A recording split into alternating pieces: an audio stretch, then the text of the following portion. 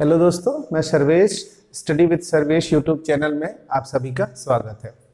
हम लोग कल भी मतलब प्रीवियस लेक्चर में हमने ये देखा था कि किस तरीके से चार्ज को डिस्ट्रीब्यूट करके हम इलेक्ट्रिक फील्ड इंटेंसिटी की वैल्यू कैसे कैलकुलेट कर रहे थे, ठीक है ना। तो कल हमने चार्ज को डिस्ट्रीब्यूट किया था over a straight wire conductor, कोई एक वायर कंडक्टर था, उसके ऊपर चार्ज को डिस्ट्रीब्यूट करके अलग अलग कंडीशंस में हमने इलेक्ट्रिक फील्ड इंटेंसिटी की वैल्यू कैलकुलेट की थी। तो कौन कौन सी वैल्यू कैलकुलेट की थी, तो अगर तुमको लर्न हो तो मैंने ये बताया था कि हमारे पास एक फाइनाइट वायर होगा, फिर उसके बाद हमने एक सेमी इनफाइनाइट रहा होगा, फिर हमने वो क्या नाम है एक इनफाइनाइट वायर ले लिया होगा और सेमी इनफाइनाइट वायर ले लिया होगा। उस सबके लिए हमने इलेक्ट्रिक फील्ड इंटेंसिटी की वैल्यू कैलकुलेट की थी, ठीक है। आज उसी चार्ज डिस्ट्रीब्यूशन मेथड को और थोड़ा आगे बढ़ाते हैं और आज जो हम अपन सीखेंगे वो क्या सीखेंगे, electric field intensity on the axis of uniform charge ring. मतलब क्या करना है, मतलब आज हमको क्या करना है, आज हम एक रिंग लेंगे और उस रिंग के ऊपर क्या करेंगे, एक चार्ज को क्या करेंगे, डिस्ट्रीब्यूट करेंगे और उसके डिस्ट्रीब्यूशन की वजह से उसके एक्सिस वगैरह पे हमको क्या निकालना है, इलेक्ट्रिक फील्ड इंटेंसिटी निकालना है, ठीक है। वापस सुनना, आज हमको काम क्या करना है, तो काम क्या करना है आज हमको एक रिंग लेना है। ध्यान से देखना, आज हमको रिंग लेना है और उस रिंग के ऊपर चार्ज को क्या करना है, डिस्ट्रीब्यूट करना है और उस डिस्ट्रीब्यूशन की वजह से जो हमको इलेक्ट्रिक फील्ड मिलेगी उस इलेक्ट्रिक फील्ड की वैल्यू हमको क्या करनी है, कैलकुलेट करनी है, ठीक है ना। तो एक रिंग लेंगे और उस रिंग को क्या करेंगे, चार्ज के ऊपर क्या करेंगे, डिस्ट्रीब्यूट करेंगे। तो सपोज कर लेते हैं, देखना ध्यान से, सपोज कर लेते हैं कि ये हमारे ऊपर क्या है, ये हमारे पास क्या है, एक रिंग है ना। ये एक रिंग सपोज कर लेते हैं कि ये रिंग है और इस रिंग के ऊपर हम चार्ज को क्या कर रहे हैं, डिस्ट्रीब्यूट कर रहे हैं। तो ये हमारा चार्ज है, इस रिंग के ऊपर क्या हो गया, डिस्ट्रीब्यूटेड हो गया है। और सपोज कर लेते हैं कि ये रिंग जो है उसकी जो रेडियस है, ये रिंग है, ये इसका सेंटर है वो, और इसकी ये रेडियस जो है वो हम कितनी सपोज कर लेते हैं कि इसकी रेडियस कैपिटल आर है। और इस डिस्ट्रीब्यूशन की वजह से, है ना, इस डिस्ट्रीब्यूशन की वजह से कहाँ पे, एक्सिस पर, कहाँ पे कैलकुलेट करना है हमको, एक्सिस पर वैल्यू कैलकुलेट करनी है। तो हम सपोज कर लेते हैं कि ये इसकी एक्सिस है, ठीक है ना, और सपोज कर लेते हैं कि एक्सिस एक्स डिस्टेंस पे एक पॉइंट P है और उस पॉइंट P पर हमको क्या करना है, इलेक्ट्रिक फील्ड इंटेंसिटी की वैल्यू कैलकुलेट करनी है, ठीक है ना। सबसे पहले ये समझना है कि एक्चुअली ये रिंग रखी कहाँ है, प्लेस्ड कहाँ है, ठीक है ना। तो ये ध्यान से देखो, अगर तुम मान लो हमारे पास क्या है, एक्सिस है, एक्स वाई और जेड एक्सिस कुछ इस तरीके से रखा हुआ है ना, हम सपोज कर लेते हैं। तो कायदे से इस चीज को समझना तुम, है ना। तो हम ये सपोज कर लेते हैं, कायदे से देखना कुछ इस तरीके से, ये ठीक है। तो ये तुम इस तरीके से मान के चलो कि ये तुम्हारा जो है वो एक्स एक्सिस है, ये तुम्हारा क्या है वाई, और ये तुम्हारी जो है वो क्या है, जेड एक्सिस है, ठीक है ना। रिंग हमारा जो रखा हुआ है वो वाई जेड प्लेन में रखा हुआ है, ठीक है ना। समझना ध्यान से, ये मैंने क्या कहा, ये तुम्हारा एक्स एक्सिस है, ये तुम्हारा वाई एक्सिस है। फिगर के अकॉर्डिंग अगर देखा जाए तो कुछ इस तरीके से, ये देखना ध्यान से, ये ऐसे देखो कायदे से, ठीक है, इस चीज को ऐसे समझना। तो ये जो तुम्हारा है, ये जो पिंक कलर वाली जो पेन दिख रही है, in the direction of x, और ये जो तुमको रेडियस दिख रहा है वो डायरेक्शन ऑफ वाई, ठीक है ना। और ये बाहर की तरफ जो लाइन निकल रही है वो क्या है, जेड, ठीक है ना। तो हमारा ये जो रिंग रखा हुआ है, कायदे से देखना, हमारा ये जो रिंग रखा हुआ है वो रिंग कैसे रखा हुआ, वाई जेड प्लेन में, कुछ इस तरीके से इस वाई जेड प्लेन में रखा हुआ है। ये वाई जेड प्लेन में हमारा रिंग क्या हुआ है, रखा हुआ है, और इसके ऊपर हमने चार्ज को डिस्ट्रीब्यूट किया है और उस डिस्ट्रीब्यूशन की वजह से हमको इसकी वैल्यू कैलकुलेट करनी है, ठीक है ना। तो तुम ये समझना, बार बार इस चीज को समझने के लिए, अब चूंकि मेरे पास दो ही हाथ है और सबके पास दो ही होते हैं, लेकिन फिर भी समझने की कोशिश करो। ये जेड लाइन है तुम्हारी और रिंग को हमने ऐसे कुछ बना के रखा हुआ है, ठीक है। मतलब तुम इस तरीके से समझो कि ये रिंग है, ये तुम्हारी रिंग है और इस रिंग के ऊपर तुमने चार्ज को क्या किया है, डिस्ट्रीब्यूटेड किया है, और वो डिस्ट्रीब्यूटेड की वजह से इस पॉइंट P पर तुमको क्या करना है, इलेक्ट्रिक फील्ड इंटेंसिटी की वैल्यू निकालनी है। और रिंग कहाँ प्लेस्ड है, वाई जेड प्लेन पे, ये वाई और ये जेड, वाई जेड प्लेन में रिंग हमारी सिचुएटेड है। रिंग कहाँ सिचुएटेड है, वाई जेड प्लेन में है, और कहाँ पे तुमको निकालनी है इलेक्ट्रिक फील्ड इंटेंसिटी, तो एक्स एक्सिस पे निकालनी है, ये समझना है तुमको, ठीक है ना। मैं इस फिगर में भी इस चीज को तुमको अच्छे से समझाने की कोशिश कर रहा हूँ, कायदे से देख लेना कि किस तरीके से है वो चीजें, ठीक है। तो देखना ध्यान से, ये मैं तुमको ये दिखा दे रहा हूं कि देखो ये जो है, ये इसकी कौन सी एक्सिस है, वाई एक्सिस है, ठीक है ना। और ये जो इसकी एक्सिस है, इसको मैंने क्या बता दिया कि ये देखो, ये तुम्हारी कौन सी है, जेड एक्सिस, और ये तुम्हारी कौन सी एक्सिस है, एक्स एक्सिस। इस एक्स एक्सिस पर इस पॉइंट P की वैल्यू क्या करनी है, निकालनी है, ठीक है, पूरे रिंग की वजह से निकालनी है, कायदे से समझना, किसकी वजह से निकालनी है, पूरे रिंग की वजह से। अब पूरे रिंग की वजह से निकालनी है तो सबसे पहले तुम क्या करोगे, एलिमेंट्री चार्ज बनाओगे, है ना, एलिमेंट्री चार्ज। तो मैंने क्या किया, यहाँ पे एक एलिमेंट्री चार्ज बना दिया, ये एक छोटा सा एक एलिमेंट्री चार्ज बना दिया, और इस चार्ज का मैंने नाम दे दिया dq, और उस dq की वजह से इस पॉइंट P पर हम क्या कर रहे हैं, इलेक्ट्रिक फील्ड निकाल रहे हैं, और सपोज कर रहे हैं कि इस dq की वजह से इस पॉइंट P पर इलेक्ट्रिक फील्ड जो है वो कितनी हमारी d, है ना। फॉर सिमेट्रिकल पर्पज, अगर मैंने यहाँ पे dq एक चार्ज एलिमेंट लिया है तो यहाँ पे भी मैंने क्या लेना है, एक dq क्या लेना है, चार्ज एलिमेंट लेना है ना। और उसके वजह से इस पॉइंट P पर हमको क्या करना है, एक इलेक्ट्रिक फील्ड इंटेंसिटी की वैल्यू क्या करनी है, कैलकुलेट करनी है। तो ये मैंने इलेक्ट्रिक फील्ड इंटेंसिटी निकाल ली, ठीक है ना। देखना यहाँ पे भी dq लिया, यहाँ पे सिमेट्रिकल पर्पस, है ना। ये dq की वजह से इलेक्ट्रिक फील्ड कितना है, d है, ये dq की वजह से ये इलेक्ट्रिक फील्ड ये d है, ठीक है, कोई दिक्कत नहीं इसमें। और ये जो डिस्टेंस है इस dq से इस पॉइंट P की, उस डिस्टेंस को मैंने क्या सपोज कर लेना है, r, और ये वो अगर r है तो ये भी कितना होगा, r। अगर तुमको पाइथागोरस थ्योरम याद है तो कायदे से देखो, ये तुम्हारा क्या दिख रहा है, बेस, ये तुम्हारा क्या दिख रहा है, परपेंडिकुलर, तो r क्या होगा तुम्हारा, हाइपोटेनियस। और अगर ये हाइपोटेनियस है तो इसकी वैल्यू कितनी होगी, कायदे से देखना, इसकी वैल्यू होगी अंडर रूट में x स्क्वायर प्लस r का स्क्वायर, ठीक है। यहां भी देखो तुम, ये तुम्हारा क्या है, x है, ये तुम्हारा क्या होगा, कायदे से देखना, ये तुम्हारा क्या होगा, ये भी रेडियस ही है रिंग का, तो ये तुम्हारा x है, ये तुम्हारा क्या है, r है। तो इस स्मॉल r की वैल्यू भी क्या होगी, अंडर रूट में कितनी होगी, x स्क्वायर प्लस r का स्क्वायर, ठीक है। इतनी बातें समझ में, कोई कंफ्यूजन नहीं ना। वापस सुन लेते हैं क्या मैंने किया, मैंने कहा कि सबसे पहले तुमको रिंग लेना है, रिंग को मैंने किस कौन सी एक्सिस में प्लेस किया है, YZ एक्सिस में, है ना। और हमको उस रिंग के ऊपर चार्ज को डिस्ट्रीब्यूट करना है, और उस डिस्ट्रीब्यूशन की वजह से एक्स एक्सिस पर कोई एक पॉइंट P हमने सपोज कर लिया है, और उस पॉइंट P पर हमको इलेक्ट्रिक फील्ड की वैल्यू निकालनी है। सबसे पहले हमने क्या किया, इसके ऊपर एक एलिमेंट्री चार्ज दिया dq, और उस dq की वजह से इलेक्ट्रिक फील्ड हमारा d बना, है ना। यहाँ भी इस dq चार्ज सिमेट्रिक कंडीशन लगाने के लिए यहाँ भी d मैंने ले लिया, और उसके वजह से ये जो इलेक्ट्रिक फील्ड बन रहा है d बन रहा है, ठीक है ना। अब कायदे से ये दोनों ट्रायंगल देखो, ये दोनों तुमको ट्रायंगल दिख रहा होगा, दिख रहा है नहीं, देखो तो ये देख ट्रायंगल देखो, ये वाली ऊपर वाली ट्रायंगल और ये वाली नीचे वाली ट्रायंगल, है ना। कोई दिक्कत नहीं इसमें। मैं मान लेता हूं कि ये वाला एंगल थीटा है, ये एंगल कितनी है, थीटा, समझ लेना थोड़ा कायदे से। तो ये वाली एंगल थीटा है, तो ये वाली एंगल क्या होगी, ठीक है। अगर तुम इस दोनों ट्रायंगल को देखो तो दोनों ट्रायंगल कैसे हैं, कन्ग्रुएंट, ठीक है ना। कन्ग्रुएंट हिंदी में हम इसको सर्वांगसम त्रिभुज कहते हैं। कौन सा त्रिभुज कहते हैं, सर्वांगसम। अब सर्वांगसम त्रिभुज कैसे है वो समझना। सर्वांगसम त्रिभुज यानी कन्ग्रुएंट ट्रायंगल के लिए अलग अलग कंडीशन होती है, side angle side, side side side, जैसा भी कंडीशन बनता है। तो कन्ग्रुएंट कैसे है, देखो ये रेड, इस वाले ट्रायंगल का, ऊपर वाले ट्रायंगल का ये साइड क्या है, r, तो इस वाले का भी ये वाला साइड क्या होगा, r, ये साइड आपस में सेम है, ठीक है ना। हाइपोटेनियस इसका क्या है, r, और अंडर रूट में x square plus r square, इसका भी हाइपोटेनियस क्या होगा, अंडर रूट में x स्क्वायर प्लस, ये भी सेम है।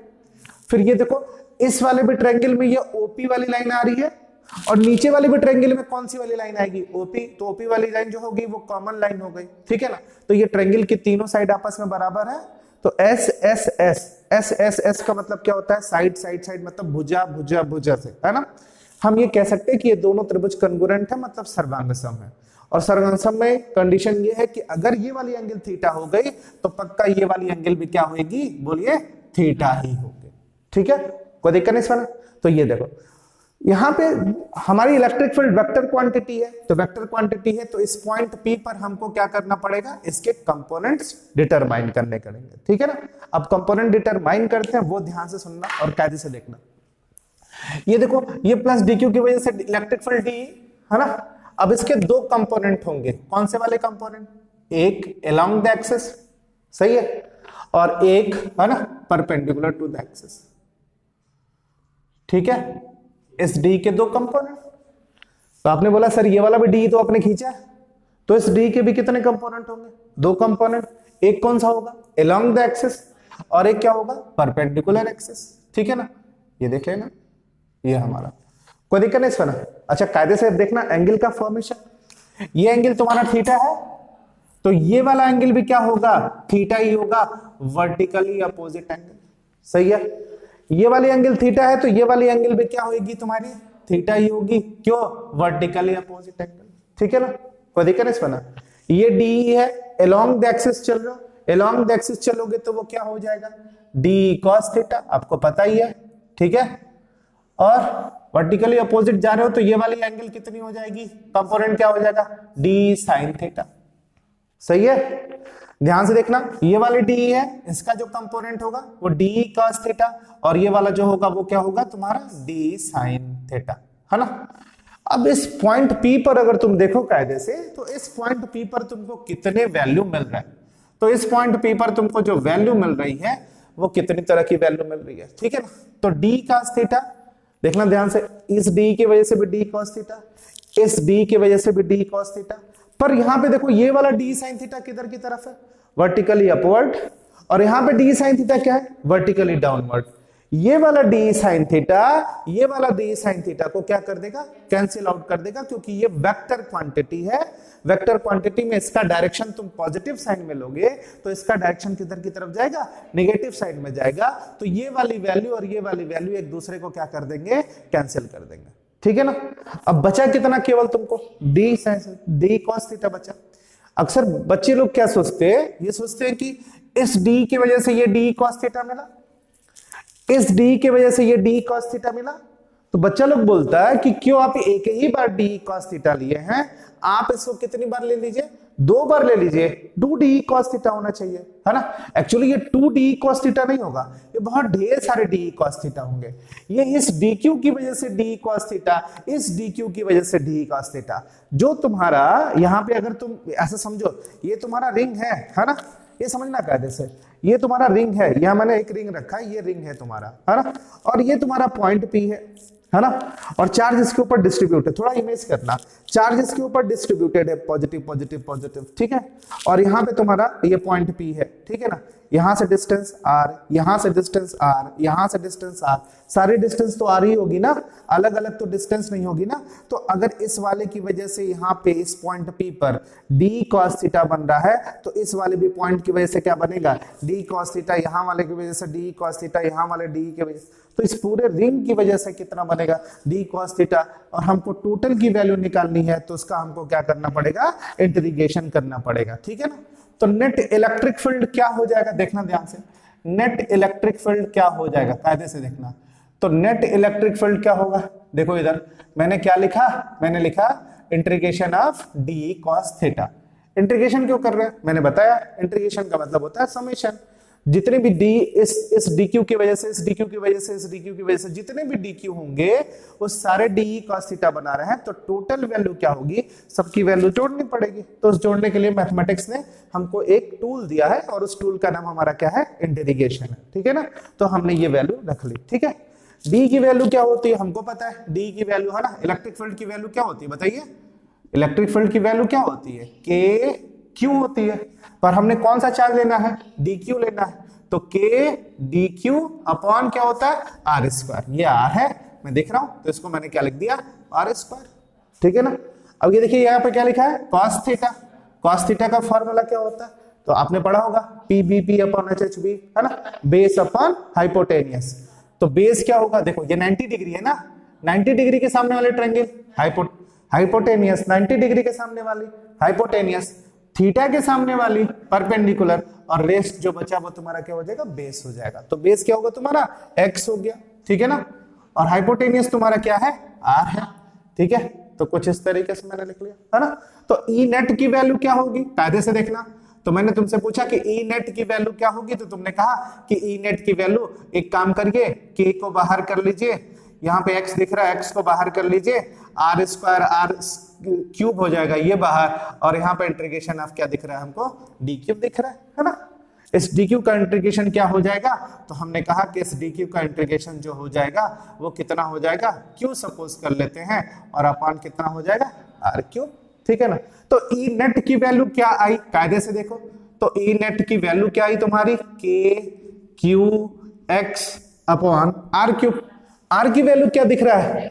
x square plus r square, है ना। और ये किस में है? रूट में है। रूट हटाओगे तो पावर कितना हो जाएगा? 1/2, है ना। रूट हटाओगे तो r की वैल्यू क्या हो जाएगी?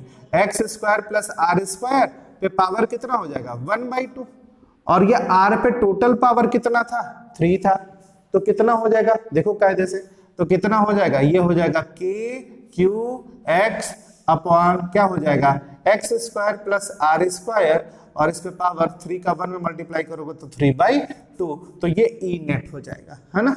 कोई दिक्कत नहीं सुना। अगर in the term of r के पूछेगा तो तुम्हारी ई नेट की वैल्यू क्या हो जाएगी k q x upon q r cube हो जाएगा, ये ई नेट की वैल्यू आ गई। और अगर इस रिंग के रेडियस के टर्म में पूछेगा तो ई नेट की वैल्यू यह हो गई, ठीक है। कोई दिक्कत नहीं सुना, कोई परेशानी नहीं। अब इसमें कुछ केस स्टडी कर लेते हैं, ठीक है ना। जैसे एक केस हम बना लेते हैं, देखना कि केस अगर हम बोले और बोला जाए ऐसा कि एक काम करो तुम सेंटर पे निकालो, है ना, इलेक्ट्रिक फील्ड एट सेंटर, ठीक है ना। तो हमको सेंटर पे निकालने के लिए बोला जा रहा है, ध्यान से देखना, हमको कहां निकालने के लिए बोला जा रहा है, सेंटर पे। अब सेंटर पे निकालना है, तो सेंटर पे निकालेंगे तो क्या वैल्यू हो जाएगी, ध्यान से देखो, सेंटर पे निकालना। अभी कहां पे हो तुम, इस पॉइंट P पर, और तुमको कहां पूछा जा रहा है, सेंटर पे। इसका मतलब इस पॉइंट P को कहां शिफ्ट करना है, सेंटर पे। सेंटर पे मतलब किधर की तरफ लेके जाना है, O की तरफ लेके जाना। P को जब तुम शिफ्ट करोगे ऐसे पीछे की तरफ जाओगे तो X क्या होगा, रिड्यूस होगा, कम होगा ना। पहले यहां से यहां तक X है, जैसे पीछे गए X और कम हुआ, और पीछे गए और कम हुआ, सेंटर पे चले गए तो x की वैल्यू क्या हो जाएगी, 0 हो जाएगी, है ना। तो जैसे जैसे तुम सेंटर पे जाओगे x की वैल्यू किसके जैसी हो जाएगी, 0 की जैसी हो जाएगी, ठीक है ना। तो तुम्हारा सेंटर पे x की वैल्यू क्या हो जाएगी, 0 हो गई। अगर सेंटर पर x की वैल्यू कितनी हो गई, 0 हो गई, तो यहाँ पे तुम्हारा क्या बचेगा, r स्क्वायर पावर 3/2। तो ये 2 से और ये वाला 2 क्या हो जाएगा, कैंसिल आउट हो जाएगा, ठीक है ना। कोई दिक्कत नहीं सुना, ये बात तुमको समझ में आ रही नहीं। तो ये एक चीज ये, और यहाँ पे देखो, यहाँ भी तो क्या लिखा है, x लिखा है, और यहाँ पे x की वैल्यू क्या पुट करोगे तुम, 0 पुट करोगे, तो पूरी वैल्यू किसके बराबर हो जाएगी, 0। यानी सेंटर पर अगर तुमको क्या बोलेगा, कोई इलेक्ट्रिक फील्ड की वैल्यू बोलेगा, तो उस इलेक्ट्रिक फील्ड की वैल्यू किसके बराबर हो जाएगी, 0 के बराबर हो जाएगी, ठीक है ना। तो समझ में आया तुमको कि सेंटर पे जाएंगे तो इलेक्ट्रिक फील्ड की वैल्यू क्या हो जाएगी, 0 हो जाएगी, है ना। समझ में आया पूरा। तो ये चार्ज का डिस्ट्रीब्यूशन कैसा था, इसके प्रीवियस लेक्चर में हमने क्या देखा था, हमने ये देखा था कि कोई हमारे पास रॉड होता था और उस पर हम चार्ज को डिस्ट्रीब्यूट करके उसकी वजह से इलेक्ट्रिक फील्ड की वैल्यू कैलकुलेट कर रहे थे। आज जो केस पढ़ रहे हैं वो क्या केस पढ़ रहे हैं कि जो चार्ज है उसको कहां के ऊपर डिस्ट्रीब्यूट करना है, रिंग के ऊपर डिस्ट्रीब्यूट कर रहे हैं, और उसको इलेक्ट्रिक फील्ड की वैल्यू क्या कर रहे हैं, कैलकुलेट कर रहे हैं, ठीक है। समझ में आया पूरी बात, ठीक है। चलो फिर नोट करो, फिर आगे बढ़ते हैं। देखिए इधर तो हमने दो वैल्यू निकाली, हमारे पास इलेक्ट्रिक फील्ड की वैल्यू क्या निकाली, E is equal to k q x upon R square plus x square power 3/2, और हम सेंटर पे निकाले कितनी हो गई, 0, ठीक है। और कुछ केस स्टडी कर लेते हैं, क्या केस और हो सकता है। सपोज करो, ध्यान से सुनना, सपोज करो ये जो पॉइंट P है वो क्या है, रिंग से बहुत दूर जा रहा है ना, बहुत दूर जा रहा है, तो उस केस में तुम्हारी वैल्यू क्या होगी, है ना। तो उस केस में देखना, मतलब मैं तुमसे कह रहा हूं कि फॉर एक्सियल पॉइंट, है ना, ठीक है, फॉर एक्सियल पॉइंट, मतलब एक्सिस पे अगर हम बहुत दूर चले जाएं तो उस केस में क्या होगा। अब कायदे से सुनना, बहुत दूर जाओगे तो x की वैल्यू क्या कर जाएगी, अभी पॉइंट P यहाँ पे है, मैंने यहाँ पे ले लेना, मैंने यहाँ पे ले लेना, तो जैसे जैसे P को तुम शिफ्ट करते जाओगे इधर की तरफ, x की वैल्यू वैसे वैसे क्या होगी, इंक्रीज हो जाएगी। और हम कितना इंक्रीज करना चाहते हैं, हम ये चाहते हैं कि x is so much greater than capital R, मतलब x की वैल्यू क्या हो जाए, कैपिटल R से बहुत बड़ी हो गई।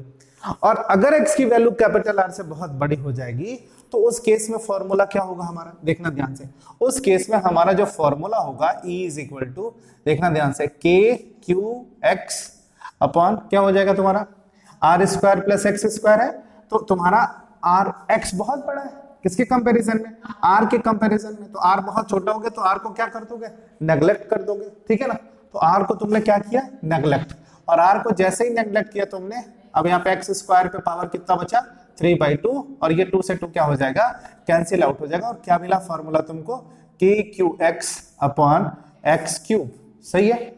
अब ये वाले एक्स ये वाला एक्स क्या हो जाएगा, कैंसिल आउट हो जाएगा, ठीक है ना। तो E इज इक्वल टू क्या मिला तुमको, E इज इक्वल टू मिला तुमको k q x q upon x square, ठीक है ना। और this formula behaves as a point charge, है ना।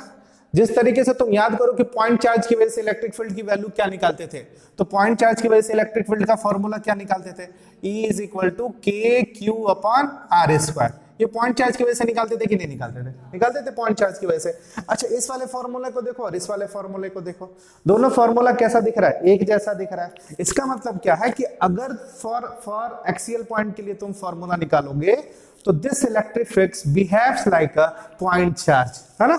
उस केस में ये किसकी तरह बिहेव करने लगेगा, पॉइंट चार्ज की तरह बिहेव करने लगेगा। कौन सा वाले केस में, फॉर एक्सियल पॉइंट। मतलब जब P को तुम इतनी दूरी पे लेते चले जाओ कि तुम्हारा R जो हो जाए वो क्या हो जाए, तुम्हारा R जो हो जाए, ये जो मतलब R जो है वो नेग्लिजिबल हो जाए, किसके कंपैरिजन में, X के कंपैरिजन में। ये बात क्लियर हो गई, कोई परेशानी तो नहीं। अब इसी का जस्ट उल्टा हम करते हैं। उल्टा करने का मतलब क्या, उल्टा करने का मतलब यह है कि हम इस P को पीछे की तरफ क्या कर रहे हैं, शिफ्ट कर रहे हैं। और जब पीछे की तरफ शिफ्ट करेंगे तो उस केस में क्या हो जाएगा, है ना। तो अगर हम सेकेंड केस की बात करें तो क्या कह सकते हैं, हम कह सकते हैं कि फॉर नियर, है ना, ध्यान से देखना, फॉर नियर एक्सियल पॉइंट। अब इस केस में क्या होगा तुम ही लोग बताओ, ध्यान से सोच के बताना। मैंने क्या बोला, फॉर पॉइंट में कौन नेग्लिजिबल हो गया था, R, तो नियर वाले में कौन नेग्लिजिबल हो जाएगा, X। इसका मतलब X बहुत छोटा होगा किसके कंपैरिजन में, R के कंपैरिजन में, ठीक है ना। तो किसको नेग्लिजिबल कर दोगे, यहाँ पे X को नेग्लिजिबल कर दोगे, क्या बचेगा तुम्हारा, R के पावर स्क्वायर 3/2 बचेगा, ये ना बचेगा।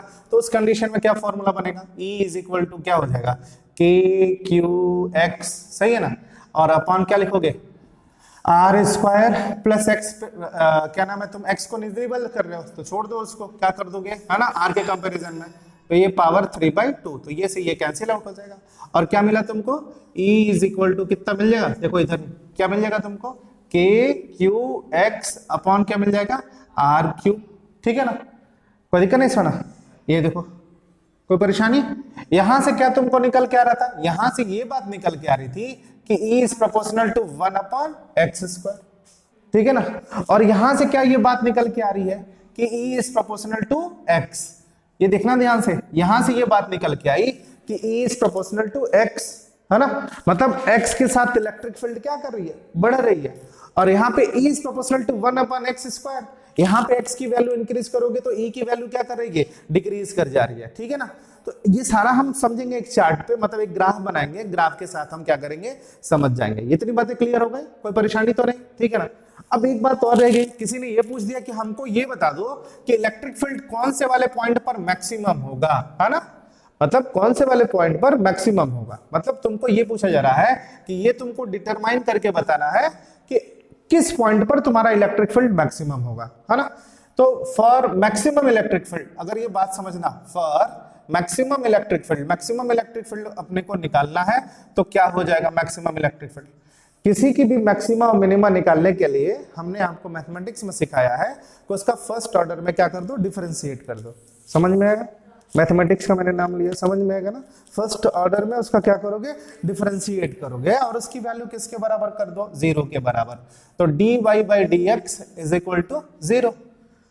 हमारे पास E की वैल्यू है, वो दिख रहा है तुमको, है ना। E is equal to k q x r square plus x square पे पावर 3/2, सही है ना।